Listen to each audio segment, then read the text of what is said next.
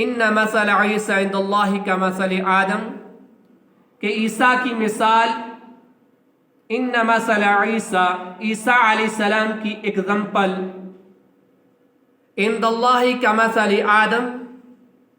اللہ کے نزدیک آدم کی طرح ہے، آدم جیسی ہے۔ کس اعتبار سے عیسیٰ کی مثال آدم علیہ السلام کی طرح ہے؟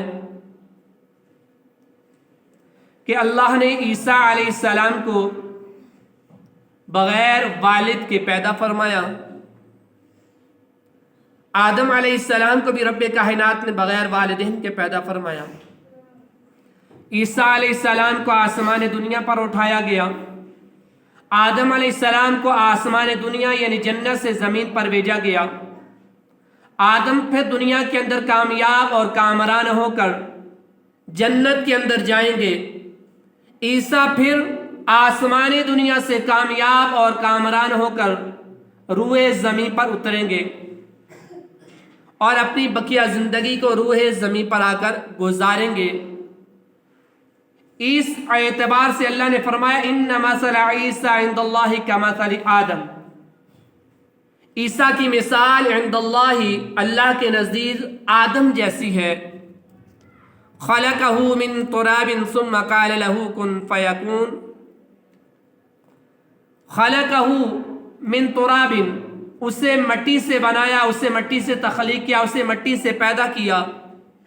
ثم قال له کن فیکون، پھر رب کائنات نے قال فرمایا لہو، اس کے لیے کن ہو جا، فیکون تو وہ ہو گیا۔ یعنی آدم کے لیے رب نے کن کہا تو آدم معرض وجود کے اندر آ گئے، آدم کی ذات تخلیق کے اندر آ گئی۔ الحق من ربک ولا تکن من الممترین، الحق من ربک، اے سننے والے، الحق من ربک، تیرے رب کی طرف سے یہ حق ہے، فلا تکن من الممترین، کچھ شک کرنے والوں میں سے نہ ہو جانا۔ مطلب کیا ہے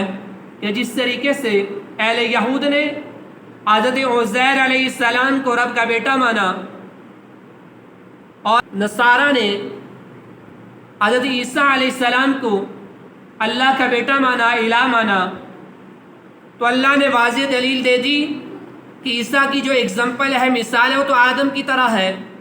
عیسائیوں کی دلیل یہ ہے کہ عیسیٰ بغیر باپ کے پیدا ہوا، یہ کلمت اللہ ہے، تو ہے نبی علیہ السلام کے پیروکاروں، کلمہ پڑھنے والوں، آپ ان اہل یہود اور اہل نصارہ سے کہہ دو کہ اگر اللہ نے عیسیٰ کو بغیر باپ کے پیدا کیا ہے تو آدم کو بغیر والدہ کے بھی پیدا کیا ہے۔ آدم کا نہ باپ ہے نہ بیٹا ہے، عیسیٰ کی والدہ حضرت مریم رضی اللہ تعالی عنہا ہے اور آدم علیہ السلام کی والدہ نہیں ہے۔ تو اس اعتبار سے اس ایک صفت کی وجہ سے عیسیٰ کیسے الہ ہو سکتے ہیں، رب کے شریک ہو سکتے ہیں۔ فمن حاجك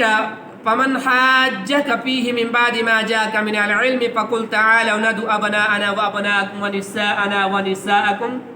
وأنفسنا وأنفسكم ثم نبتهل فنجعل لعنة الله على الكاذبين۔ تو جب اللہ کے نبی علیہ السلام نے نجران کے اس وقت کو سمجھایا، تبلیغ کی، جو مناظر کی صورت اختیار کر چکے تھے، تو جب وہ اپنی ضد پر اڑے رہے تو اللہ کی طرف سے حکم ہوا نبی علیہ السلام سے کو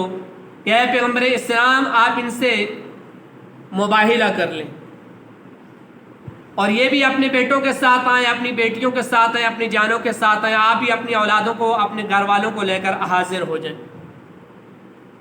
آپ ان کے لیے دعائیں ضرر کریں یا آپ کے لیے دعائیں ضرر کریں گے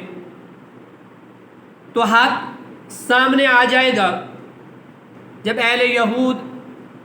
کے وقت نے اور نجران کے اس وقت نے دیکھا کہ پیغمبر اسلام اپنے ساتھ، اپنے ہمراہ، اپنے اہل خانہ کو، حضرت امام حسن، امام حسین، فاطمہ الزہرا، علی کرم اللہ تعالی وجہ الکریم کو ساتھ لے کر آ رہے ہیں، ان کا سب سے بڑا جو پادری تھا، جو راہب تھا، اس نے کہا کہ اللہ کی عزت اور جلال کی قسم، آج اگر ہم پیغمبر اسلام سے مباہلہ کرنے کے لیے تیار ہو گئے. اگر مباہلہ کر لیا تو عیسائی مذہب کا رہتی دنیا تک نام و نشان مٹ جائے گا. پوری روح زمین پر کوئی عیسائی باقی نہ رہے گا. یہ وہ ہستیاں ہیں, یہ وہ چہرے ہیں, یہ وہ رونقیں ہیں کہ یہ رونقیں, یہ چہرے, یہ ہستیاں رب کائنات کے حضور, رب کائنات کی دربار کے اندر اگر اپنے ہاتھوں کو بلند کر لیں اور یہ دعا کریں کہ مولا یہ جو پہاڑ ہے اس پہاڑ کو یہاں سے اٹھا کر وہاں پر رکھ دے, تو اللہ کی عزت اور جلال کی قسم اللہ ان کی اس دعا کو بھی رد نہیں کرے گا, قبول فرما دے گا. تو اس راہب نے اپنے چاہنے والوں کو کہا کہ ہم سب کی سلامتی اسی کے اندر ہے کہ ہم مسلمانوں کے تابع ہو کر رہے, زندگی کو بسر کریں, مسلمانوں کو جزیہ دیں, مسلمانوں کو ٹیکس دے کر اپنی زندگی کو گزاریں. ہم مسلمانوں کے ساتھ نبی آخر الزمان صلی اللہ علیہ وسلم کے ساتھ مباہلہ کرنے کے قابل نہیں ہیں. ہمارے پاس اتنی طاقت, اتنی پاور نہیں ہے. یعنی عیسائیت کے مذہب پر ہونے کے باوجود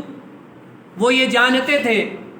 کہ جو نبی آخر الزمان صلی اللہ تعالی علیہ وآلہ وسلم ہے وہ اللہ کے سچے نبی ہیں. اور وہ نجران کے وقت, وہ نجران کے راہب وہ یہ بھی جانتے تھے کہ یہ آل رسول ہیں, اہل بیت میں سے ہیں, یہ کوئی عام شخصیت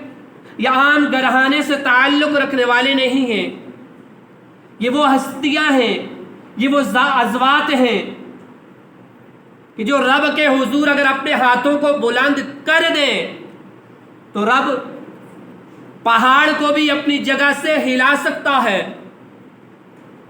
وہی ذات جب کربلا کے اندر پہنچتی ہے تو لوگ کہتے ہیں کہ امام حسین رضی اللہ تعالی عنہ پانی کو ترس رہے تھے. اللہ کے نبی فرماتے ہیں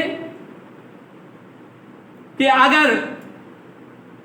اس دن مباہلے کے دن میں دعا کرتا میری آل رسول حضرت امام حسن, امام حسین, فاطمہ الزہرا کا حضرت علی کرم اللہ تعالی وجہ الکریم میری دعا پر آمین کہتے تو رہتی دنیا تک کوئی عیسائی باقی نہ رہتا. تو وہی امام حسین رضی اللہ تعالی عنہ میدان کربلا کے اندر رب کے حضور اگر دعا کرتے, وہ پانی جو پانی امام حسین رضی اللہ تعالی عنہ کے ہونٹوں کو ترس رہا تھا, ہونٹوں سے چھونے کے لیے, مس ہونے کے لیے ترس رہا تھا, وہ پانی حضرت امام حسین رضی اللہ تعالی عنہ کے قدموں کے اندر موجود ہوتا. آج کے علماء کہتے ہیں کہ امام حسین کا کمہ اس پانی کو ترس رہا تھا.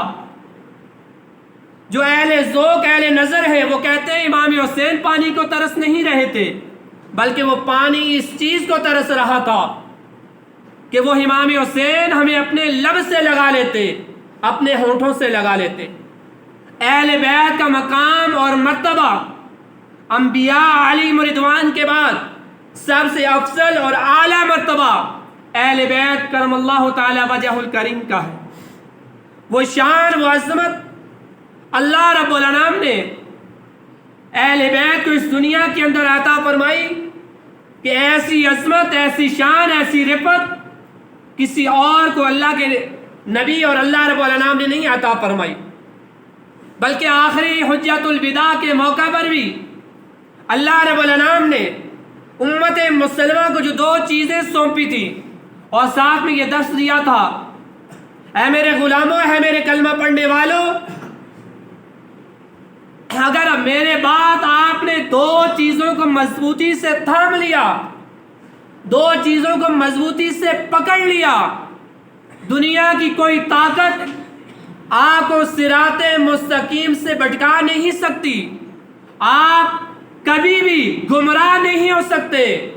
آپ صراط مستقیم سے ہٹ نہیں سکتے. تو اللہ کے نبی علیہ السلام نے فرمایا تو ان میں سے پہلی چیز قرآن ہے. میرے بعد اگر میری امت اس قرآن پر جمع ہو گئی, اس قرآن کو اپنا رہبر مان لیا, رہنما مان لیا, تو یہ امت کبھی بھی گمراہ نہیں ہو سکتی. اس امت کو کبھی بھی کوئی فرد شکست نہیں دے سکتا، کوئی قوم، کوئی قبیلہ، کوئی پاور اس امت مصطفیٰ کو شکست نہیں دے سکتا،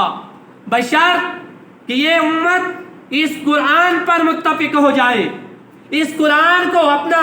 رہبر رہنما مان لے، اس قرآن کو اپنے وجود پر نافذ کر لے۔ یہ امت کبھی گمراہیت پر جمع نہیں ہو سکتی، اس کو کوئی قوم، کوئی قوت گمراہ نہیں کر سکتی۔ اس کے ساتھ اللہ کے نبی علیہ الصلوۃ والسلام نے دوسری چیز کا جو تذکرہ فرمایا، اللہ کے نبی علیہ السلام نے فرمایا، اے صحابہ،